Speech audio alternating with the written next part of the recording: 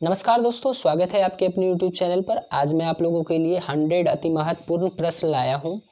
अगर आपने मेरा पिछला वीडियो नहीं देखा है जनरल साइंस का, आप उसे जाकर देख लें। बहुत ही इंपॉर्टेंट प्रश्न है और एग्जाम में सभी क्वेश्चन पूछे गए हैं, जो कि 10 साल में एग्जाम में पूछे गए हैं। चाहे रेलवे हो, चाहे आप SSC ले लो, या किसी भी एग्जाम को आप उठा लो, चाहे वह BPSC ले लो, ये सभी कॉमन प्रश्न हैं जो कि हर एक एग्जाम में पूछे जाते हैं। तो दोस्तों, अगर आपको वीडियो पसंद आए तो लाइक ज़रूर कीजिएगा और सब्सक्राइब भी आप कर सकते हैं। चलिए देखते हैं अगली प्रश्न को। पहला प्रश्न आपका है कि DDT का पूर्ण नाम क्या है। तो DDT का पूर्ण नाम क्या है दोस्तों? तो DDT का जो है पूर्ण नाम डाइक्लोरो डाइफिनाइल ट्राइक्लोरो इथेन। आपको याद रखना है, dichloro diphenyl trichloro ethane DDT का फुल नाम है। बहुत बार फुल फॉर्म पूछा भी जाता है दोस्तों, इसलिए मैंने फुल फॉर्म भी लाया है। TNT का पूरा नाम क्या है? ट्राइनाइट्रोटोल्विन, जो कि क्या है आपको बताना है। RDX का फुल नाम क्या है? RDX का जो फुल नाम है दोस्तों, रिसर्च एंड डेवलप्ड एक्सप्लोसिव मतलब क्या होता है दोस्तों? फटने वाला ना। हाँ, तो RDX जो है वह एक विस्फोटक है। चलिए अगला देखते हैं। RDX का अन्य नाम क्या है दोस्तों? तो साइक्लोनाइट। RDX का अन्य नाम क्या है? साइक्लोनाइट। डायनामाइट का प्रमुख अवयव क्या है? नाइट्रोग्लिसरीन। अगला बात करते हैं। DDT बनाया जाता है तो क्लोरल से बनाया जाता है DDT। चलिए दोस्तों, अगला है कि यूरेनियम यूरेनियम का प्रमुख यश क्या है? तो पिच ब्लेंड है। तो आप ऐसे भी बोल सकते हैं दोस्तों कि यूरेनियम के, ऐसे भी आपको क्वेश्चन पूछा जा सकता है, पिच ब्लेंड जो है वह किसका अयस्क है? तो यूरेनियम का। आपको याद रखना है दोस्तों। अगला बात करते हैं कि फैराड इकाई है। तो फैराड किसकी इकाई है? वह धारिता की है। टेप रिकॉर्डर की टेप लेपित होती है। तो टेप रिकॉर्डर की टेप जो होती है दोस्तों, लेपित जो होती है, पैरामैग्नेटिक चूर्ण से लेपित होती है। अगला देखते हैं कि पोर्टलैंड सीमेंट का आविष्कारक कौन है? तो पोर्टलैंड सीमेंट का आविष्कार जो है दोस्तों, जोसेफ स्पीडिन ने किया था। कहाँ का था वो? ब्रिटेन का था दोस्तों। अगला हम लोग देखते हैं कि पोर्टलैंड सीमेंट का मुख्य क्या है, मुख्य घटक क्या है दोस्तों? तो चूना है, सिलिका है, और क्या है? एल्यूमिना। पीतल किसका बना होता है? तो पीतल जो है किसका मिश्र धातु है? तो वह पिताजी। आप ऐसे याद रखिएगा, पिताजी मतलब पीतल जो है वह तांबा और जस्ता का होता है। तांबा और जस्ता का। आप इसे जस्ट अगर आपसे पूछ लिए जाए कांसा क्या है? पीतल और टीन का बना होता है। लास्ट में सिर्फ आप टीन लगा दीजिए। अगला हम लोग देखते हैं, सोने के आभूषण बनाते समय उसे कठोर बनाने के लिए मिलाया जाता है। तो अशुद्धियाँ जो मिलाएंगे दोस्तों, तो वह सोना का आभूषण कठोर हो जाएगा, नहीं तो बहुत ही ज़्यादा मुलायम होगा। तो अशुद्धियाँ क्या मिलाएंगे? तांबा मिलाएंगे दोस्तों। स्टील को कठोरता प्रदान करने के लिए क्या मिलाया जाता है उसमें? तो क्रोमियम मिलाया जाता है। अगला है कि सोना का लैटिन नाम क्या है? तो ऑरम जो है सोना का लैटिन नाम है, इसलिए इसका नाम भी रखा गया है AU। इसका रासायनिक जो सूत्र होता है दिखाने के लिए, तो AU रखा गया है। चांदी का क्या है? अर्जेंटम चांदी का है AG। अगला है कि सोना चांदी के शुद्धिकरण में प्रयोग किया जाता है। तो सोना चांदी के शुद्धिकरण में नाइट्रिक अम्ल का प्रयोग किया जाता है, HNO3। बेकिंग सोडा ना, खाने वाला सोडा का रासायनिक नाम क्या है? तो वह सोडियम बाइकार्बोनेट। तो आप इसको ऐसे याद रख सकते हैं, कंफ्यूज नहीं करना है। सोडियम कार्बोनेट अगर सिर्फ बोलेंगे तो आप जाइए कपड़ा धोने के लिए ना, धोवन सोडा हो जाएगा ना। अगर आप बाय खाने के बाद, लोग क्या करता है, पार्टी में जाते हो, खाने के बाद कपड़ा धोते हो? नहीं, तो बाय बाय करके निकल जाते हो। तो इस तरह से आप याद रखोगे कि सोडियम कार्बोनेट, बाइकार्बोनेट मतलब बाय करना जरूरी है खाने के बाद। तो NaHCO3। और उसका जो आप फॉर्मूला देखेंगे ना दोस्त, कि धोवन सोडा का, तो उसका फॉर्मूला जो रहेगा क्या रहेगा, बहुत जगह पे 10H2O भी लिखा रहता है। तो उस कंडीशन में आप याद रखिएगा कि धोने के लिए 10 बाल्टी पानी जरूरी है। चलिए धोवन सोडा का रासायनिक नाम क्या होगा, तो धोवन सोडा का जो रासायनिक नाम होगा वो होगा सोडियम कार्बोनेट Na2CO3। अगला हम लोग देखते हैं, कपड़े के जंग के धब्बे हटाने के लिए क्या आप कीजिएगा, हटाने के लिए प्रयुक्त होता है। तो ऑक्जेलिक अम्ल जो होता है कपड़े के जंग के धब्बे हटाने के लिए प्रयुक्त होता है। पेट्रोलियम की गुणवत्ता प्रदर्शित की जाती है, तो ऑक्टेन नंबर से जो है पेट्रोलियम की गुणवत्ता प्रदर्शित की जाती है। नेक्स्ट प्रश्न है कि पेट्रोल मिश्रण है, पेट्रोल किसका मिश्रण होता है, तो पेट्रोल जो है हाइड्रोकार्बन का मिश्रण होता है। पेट्रोलियम के विभिन्न अवयव अलग किए जाते हैं, तो कैसे अलग करेंगे आप, पेट्रोलियम के विभिन्न अवयव जो होंगे उनको अलग करने के लिए भंजक आसवन विधि का प्रयोग करते हैं। भंजक आसवन विधि का आप प्रयोग करोगे तो उसका विभिन्न अवयव को जो है अलग आप कर सकोगे। हाइड्रोकार्बन के प्रकृति स्रोत हैं, तो हाइड्रोकार्बन का जो प्रकृति स्रोत है दोस्तों कच्चा तेल है। अगला है गैसोहॉल मिश्रण है, पेट्रोलियम और इथेनॉल का मिश्रण जो है वह कहलाता है गैसोहॉल। अगला है कि 1 पिको सेकेंड बराबर होता है, तो 1 पिको सेकेंड जो होता है 10⁻⁻12 सेकेंड के बराबर होता है। परमाणु की प्रभावी त्रिज्या होती है 10⁻⁻10 मीटर जो है परमाणु की प्रभावी त्रिज्या होती है। परमाणु नाभिक की खोज की थी, तो परमाणु के नाभिक की खोज जो है रदरफोर्ड ने की थी। नाभिक का आकार होता है 10⁻⁻15 मीटर। 1 जूल बराबर होता है 10⁻⁻7 अर्ग जो है 1 जूल के बराबर होता है दोस्तों।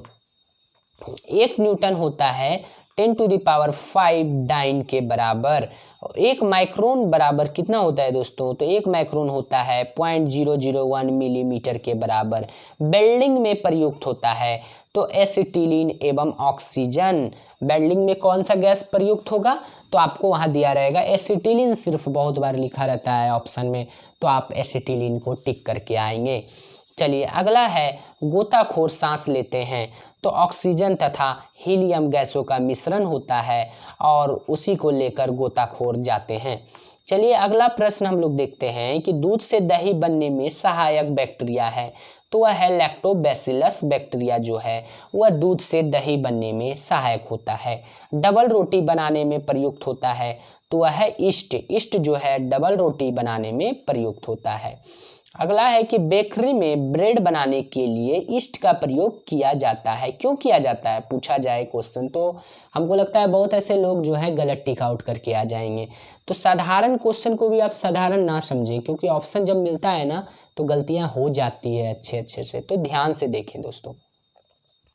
ब्रेड को मुलायम और लचीला बनाने के लिए ना, स्पंजी बनाने के लिए जो है बेकरी में यूज किया जाता है किसका, तो ईस्ट का। हृदय का आपको पूछा जाता है कि पहला प्रतिरोपण किसने किया था, तो डॉक्टर क्रिस्टियन बर्नार्ड महोदय ने हृदय का प्रथम बार प्रतिरोपण किया था। और ओपन हृदय का किसने किया था, विलियम विलेहल, आप याद रखिएगा विलियम, जी हाँ दोस्तों, तो आप याद रखिएगा विलियम लिलेहल, ठीक है दोस्तों। ओपन सर्जरी का अगर आपको बोला जाए कि ओपन हार्ट सर्जरी किसने किया था, तो विलियम लिलेहल। चलिए अगला देखते हैं कि भारत में प्रथम बार जो है हृदय का सफल प्रत्यारोपण करने का श्रेय किसे है, तो डॉक्टर पी वेणुगोपाल को जो है भारत में प्रथम बार हृदयारोपण करने का श्रेय जाता है। अगला है कि आधुनिक एंटीसेप्टिक सर्जरी का जनक किसे कहा जाता है, तो जोसेफ लिस्टर को आधुनिक एंटीसेप्टिक का जनक कहा जाता है। हरा प्रोटोजुआ कहलाता है, तो यूग्लेना। अगला है कि मछलियों में श्वसन होती है, तो वह किसके द्वारा होती है, गिल्स के द्वारा मछलियों में श्वसन होती है। मछलियों का लीवर भरपूर होता है, तो विटामिन डी से भरपूर होता है मछलियों का लीवर। अगला देखते हैं कि ऑक्टोपस है, क्या है ऑक्टोपस, जो पानी में रहता है 8 टांग वाला ना, तो मृदु कवची है इसको बोला जाता है। इसका बहुत बार पूछा जाता है इसका ब्लड कैसा होता है, तो ब्लू होता है, या फिर ऑप्शन वहाँ क्वेश्चन में दे देगा कि इनमें से किनका ब्लड ब्लू होता है, तो ऑक्टोपस का होता है नीला कलर का ब्लड। अगला देखते हैं कि डायनासोर थे, तो मेसोजोइक सरीसृप जो हैं डायनासोर थे। डॉल्फिन वर्गीकृत किए जाते हैं, डॉल्फिन जो है स्तनी में वर्गीकृत किए जाते हैं। सबसे बड़ा स्तनी कौन है दोस्तों, तो ब्लू वेल, जिसे नीला वेल आप कहते हैं दोस्तों। अगला है कि रेशम के कीड़े पालन को कहते हैं, तो वह कहलाता है सेरिकल्चर। एंटोमोलॉजी अध्ययन है, तो कीटों का अध्ययन जो है एंटोमोलॉजी कहलाता है। अगला है कि पक्षियों का अध्ययन क्या कहलाता है दोस्तों, ऑर्निथोलॉजी जो है पक्षियों का अध्ययन कहलाता है। जनसंख्या का अध्ययन क्या कहलाता है, डेमोग्राफी। अस्थियों का अध्ययन ऑस्टियोलॉजी कहलाता है दोस्तों, मतलब हड्डियों का अध्ययन। सेल्युलर और मॉलिक्यूलर जीव विज्ञान का केंद्र कहाँ है, सेल्युलर और मॉलिक्यूलर जीव विज्ञान का केंद्र हैदराबाद में है दोस्तों। अगला बात कर लेते हैं centre for DNA finger print and diagnostic अवस्थित है, तो कहाँ है, तो हैदराबाद में। अगला प्रश्न है घी और दूध का पीला रंग का कारण क्या है, तो कैरोटीन जो है घी और दूध का पीला रंग का कारण है दोस्तों। और तंबाकू में क्या पाया जाता है दोस्तों, वह निकोटीन होता है। तो आपको याद रखना है कैरोटीन और निकोटीन में अंतर आपको समझ में आना चाहिए और ध्यान में भी रखना है। कैरोटीन मतलब दूध और घी में पीला रंग का कारण होगा। अगर उजला रंग का कारण क्या चीज़ से होगा दोस्तों, आपको कमेंट में बताना है कि दूध का उजला रंग किससे होता है। चलिए अगला देखते हैं। अगला है कि घी में वसा की मात्रा कितनी होती है, 99% घी में वसा की मात्रा होती है दोस्तों। दूध में वसा मापने का यंत्र क्या है, विटायरोमीटर होता है। दूध में अगर वसा मापना है तो विटायरोमीटर से मापा जाता है। पुरुषों की नसबंदी कहलाता है, तो बेसेक्टोमी जो है पुरुषों की नसबंदी कहलाती है। और महिलाओं में ट्यूबेक्टोमी कहलाती है दोस्तों। आहार नाल में स्टार्च के पाचन में अंतिम उत्पाद क्या है, माल्टोज जो है आहार नाल में स्टार्च के पाचन का अंतिम उत्पाद है। लैक्रिमल ग्रंथि स्त्रावित होती है, तो लैक्रिमल ग्रंथि है दोस्तों वो आंसू में स्त्रावित होती है, आंसू स्त्रावित करती है। सॉरी दोस्तों, लैक्रिमल ग्रंथि जो है वो आंसू स्त्रावित करती है, मतलब सेक्रेशन करता है, आंसू का सेक्रेशन करता है, याद रखिएगा। एटीपी का निर्माण घटक जो है वह फ्रक्टोज से जो है एटीपी बनता है। अगला जीव जगत का सबसे बड़ा संघ है आर्थ्रोपोडा। संसार का सबसे बड़ा पक्षी कहलाता है शुतुरमुर्ग। अगला है कि दूरबीन के आविष्कारक कौन हैं, तो गैलीलियो महोदय। धूप के चश्मे का क्षमता कितना होता है, वह 0 डायप्टर होता है।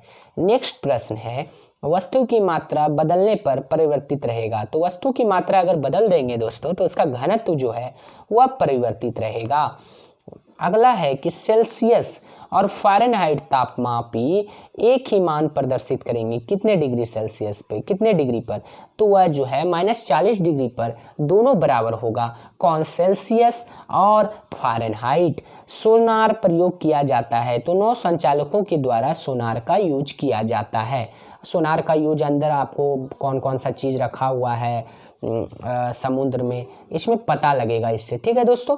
चलिए अगला देखते हैं कि लेंज का नियम आवश्यक है, तो ऊर्जा के संरक्षण के लिए लेंज का नियम आवश्यक है।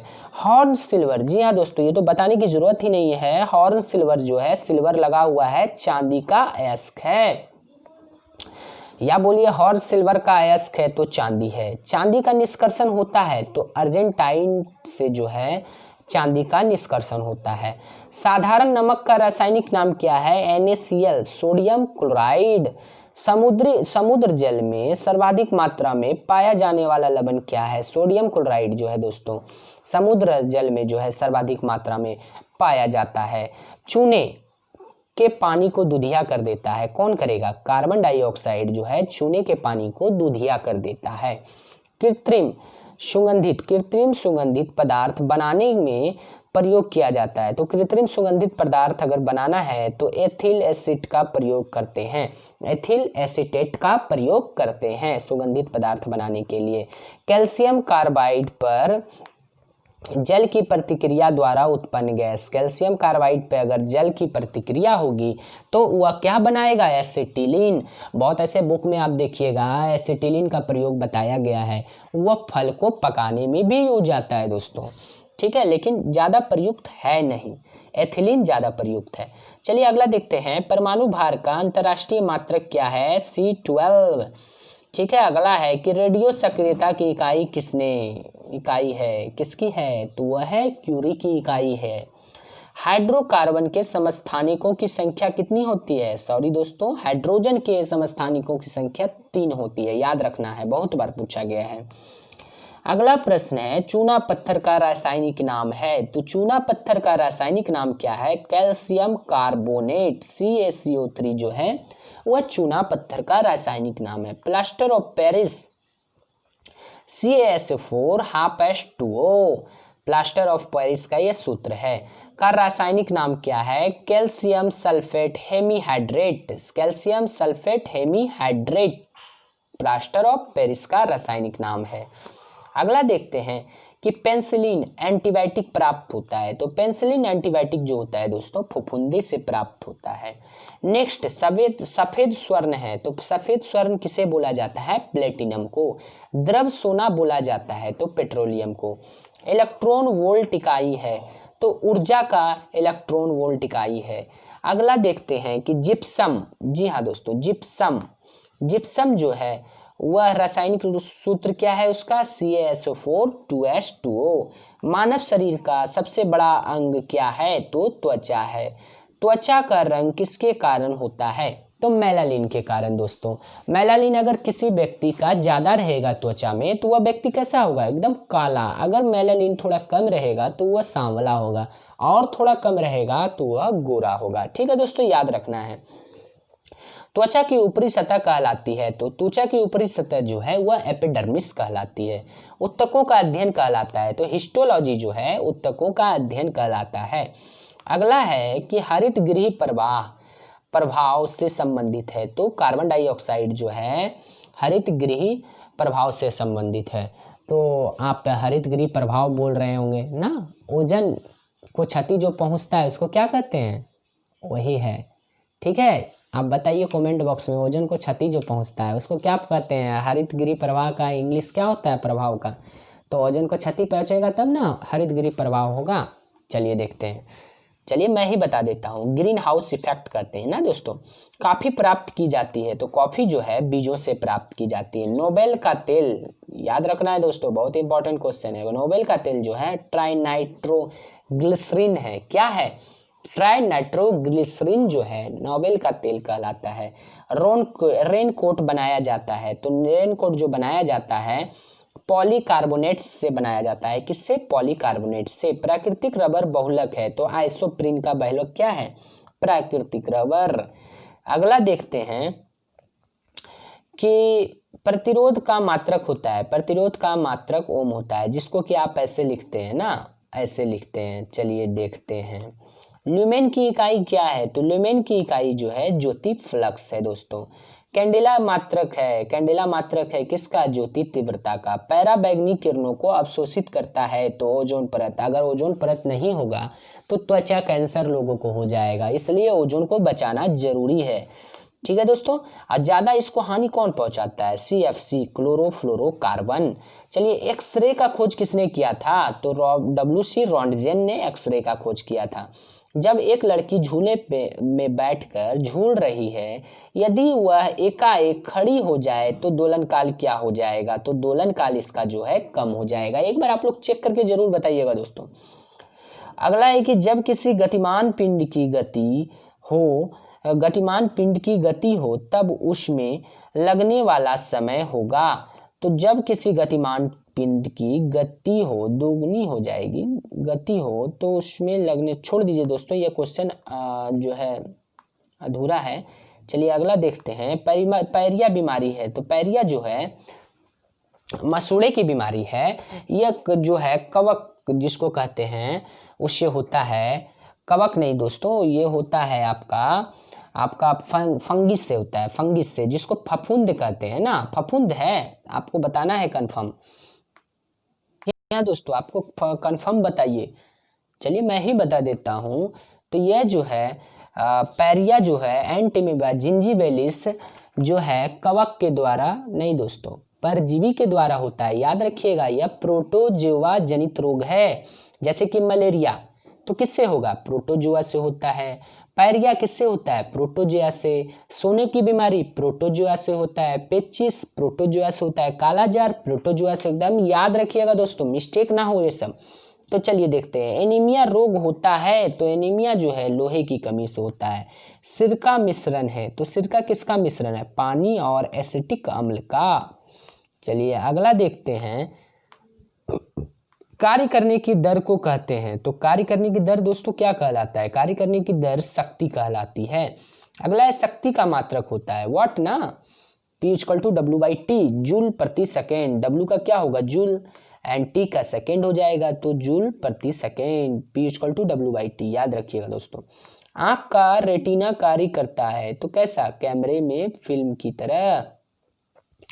नेक्स्ट है, दो न्यूरॉन के बीच की जगह होती है तो साइनेप्स कहते हैं। दो न्यूरॉन के बीच की जगह को क्या कहते हैं दोस्तों, साइनेप्स।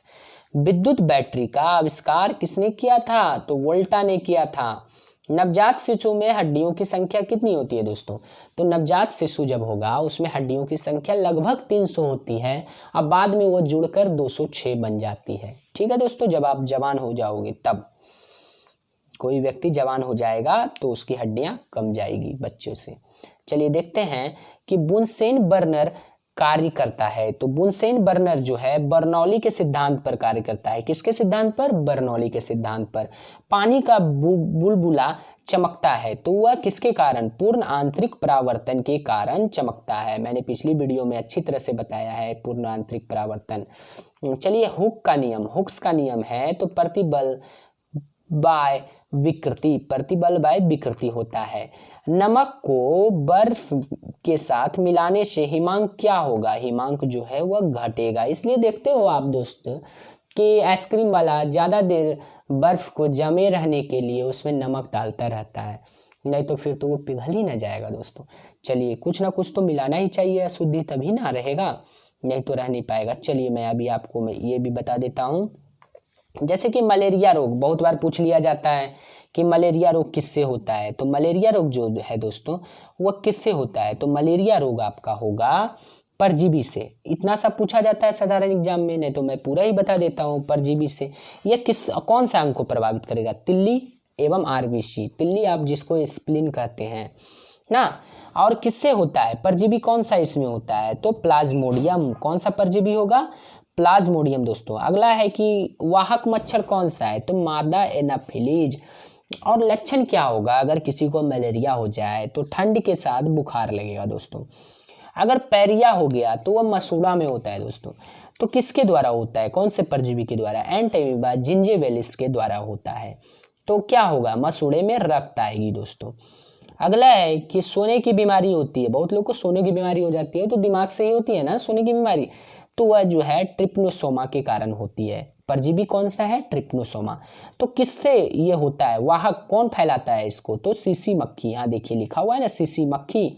और इसमें क्या होता है, बहुत नींद के साथ बुखार आती है।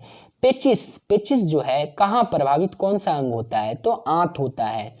किसके द्वारा होता है, तो एंटेमीबा हिस्टोलेटिका परजीवी के द्वारा होता है। और क्या प्रॉब्लम होता है, श्लेष्मा एवं खून के साथ दस्त होता है ना। चलिए कालाजार जो है वह किसको प्रभावित करता है, तो वो अस्थि मज्जा को प्रभावित करता है, जहां से आरबीसी बनता है दोस्तों। चलिए देखते हैं ये जो है किस परजीवी के कारण होता है, लिस्मैनिया डोनावानी परजीवी के द्वारा होता है। और वाहक मच्छर कौन सा है, तो ये कौन है, क्या मक्खी है, बालू मक्खी से होता है। और इसमें क्या होता है दोस्तों, तेज बुखार होता है। ये सभी मैंने आपको 5 बताया परजीवी से होने वाले रोग। अब मैं आपको बता रहा हूँ कि आपको टिटनेस जो है वह किससे होता है, बहुत बार पूछा गया है, जीवाणु जनित रोग है। तो यह जो है तंत्रिका तंत्र को प्रभावित करता है। क्लोस्ट्रीडियम टिटेनी के द्वारा होता है टिटनेस। तो इसमें क्या होता है कि तेज बुखार हो जाता है, शरीर में ऐंठन हो जाता है, जबड़ा बंद हो जाती है। एग्जाम में पूछा जाता है प्रश्न कि लॉक जॉ किससे संबंधित है, तो ये टिटनेस से है, बहुत बार पूछा गया है दोस्तों। बहुत लोग गलत भी करके आते हैं, इसलिए मैंने लास्ट में एवरी वीडियो में मैंने ये डाला है, कोई ना कोई चीज़ स्टैटिक प्रश्न विविध से लाके मैंने दे दिया है कि आप लोगों को ये सब भी याद रहना जरूरी है। हल्का समझते हैं लेकिन बाद में भूल जाते हैं और कंफ्यूज कर जाते हैं। चलिए देखते हैं हैजा रोग। हैजा रोग कहाँ होता है? आंत से संबंधित है, प्रभावित होता है कौन सा अंग? आंत। किससे होता है? विब्रियो कोलेरिस से होता है। और इसमें जो होता है लगातार दस्त होगा, उल्टी होगा, हैजा में ही ना होता है दोस्तों। अगला है कि टाइफाइड। टाइफाइड जो होता है वो आंत में होता है। किससे होता है? साल्मोनेला टाइफी से होता है। जीवाणु का नाम क्या है? Salmonella typhi. इसमें क्या होता है? तेज बुखार के साथ क्या आपको होगा? जो होगा तेज बुखार के साथ सिर दर्द होगी। अगला बात कर लेते हैं कि नेक्स्ट है कि क्षय रोग। क्षय रोग जो होता है वो फेफड़ा में होता है ना, फेफड़ा में होता है। ये किससे होता है? माइकोबैक्टीरियम ट्यूबरकुलोसिस जो कि जीवाणु है, जिसको आप लोग ट्यूबरकुलोसिस भी क्षय रोग को बोला जाता है, टीबी जो बोलते हैं जनरल घरेलू भाषा में ना। तो यह है बार बार खांसी के साथ कफ आएगा, कफ में रक्त निकलेगा, तो आपको ट्यूबरकुलोसिस का प्रॉब्लम है। अगला देखते हैं, ये ठीक भी हो जाता है, परेशान होने की बात नहीं है। चलिए डिप्थेरिया। डिप्थेरिया जो है वह श्वास नली की प्रॉब्लम है। तो किससे होता है? कोरोनी बैक्टीरियम डिप्थेरिया। ये डिप्थेरिया किससे फैलता है? कोरोनी बैक्टीरियम डिप्थेरिया। तो परेशानी क्या होगी? सांस लेने में कठिनाई होगी, दम घुटेगा, है ना। अब प्लेग। प्लेग किससे होता है? किस में होता है? फेफड़ा में होता है, कानों में, दोनों पैर के बीच होता है दोस्तों। पास्चुरेला पेस्टिस से होता है दोस्तों। पास्चुरेला पेस्टिस से होता है प्लेग। बहुत तेज बुखार, शरीर पर गिल्टियां, ये सभी प्लेग के लक्षण है दोस्तों। अगला है कि काला खांसी होगा। श्वसन तंत्र को ये प्रभावित करता है। तो हीमोफिलस पर्टुसिस के कारण काला खांसी होता है दोस्तों। तो इसका क्या है? लगातार खांसी आना। चलिए निमोनिया। निमोनिया जो है फेफड़ा में होता है। डिप्लोकोकस निमोनी के कारण होता है। इसमें क्या होता है कि तेज बुखार आएगा, फेफड़ों में सूजन हो जाएगी निमोनिया से। कोढ़िया जिसको बोलते हैं दोस्तों सिंपल लैंग्वेज में, किसी को कोढ़िया फूट गया, तो कोढ़िया जो होता है वह होता है तंत्रिका तंत्र, त्वचा, ये सभी प्रभावित होते हैं। माइकोबैक्टीरियम लेप्रोसी से होता है, लेप्रोसी जिसको बोलते हैं। तो माइकोबैक्टीरियम लेप्रोसी से होता है, शरीर पे चकत्ते आ जाते हैं, तंत्रिकाएं प्रभावित होती है। जी हाँ दोस्तों। अगला है गनोरिया। मूत्र मार्ग प्रभावित होता है। नेसेरिया गैनेरिया से होता है। नेसेरिया गैनेरियाई से होता है, मूत्र मार्ग में सूजन आ जाता है। अगला देखते हैं कि सिफिलिस में होता है और टैपोनमा पैलेडियम सीसन में घाव हो जाता है। तो दोस्तों ये जो आपको मैंने बताया जीवाणु और परजीवी से होने वाले रोग। तो दोस्तों अगर मेरा वीडियो पसंद आया हो तो लाइक एवं सब्सक्राइब जरूर कीजिएगा। हेल्पफुल लगा हो तो अपने दोस्तों को भी शेयर जरूर कीजिएगा। चलिए दोस्तों धन्यवाद। अगर आपको कुछ सुझाव देना है तो आप सुझाव भी हमें दे सकते हैं, जरूर मैं प्रयास करूंगा बदलाव लाने का। चलिए धन्यवाद।